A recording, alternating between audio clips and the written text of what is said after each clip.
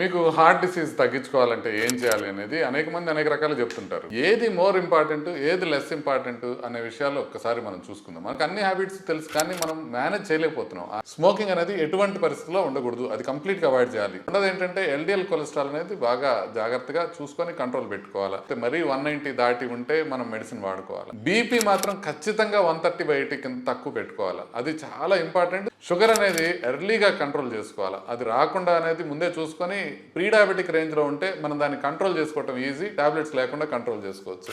Daily walking 100% చేయాలా, ఒక అరగంట అయితే ఖచ్చితంగా చేయాలా.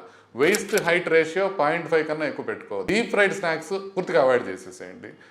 ఆ తర్వాత ఫ్యామిలీ హిస్టరీ కనుక ఉన్నట్టయితే ఎర్లీగా, అంటే ఒక 10 ఏళ్ళ ముందే మనం చెక్ చేసుకోండి గుండె జబ్బు ఉందా లేదా అని. నిద్ర సరిగ్గా పోవాలా, చాలా ఇంపార్టెంట్. స్ట్రెస్ రిడక్షన్ చేసుకోవాలా, అది కూడా ఇంపార్టెంట్. ఫైబర్ కంటెంట్ ఎక్కువ తీసుకోవాలా, ఫ్రూట్స్, వెజిటబుల్స్, మిల్లెట్స్ తీసుకోవాలా, ఇది కూడా ఇంపార్టెంట్.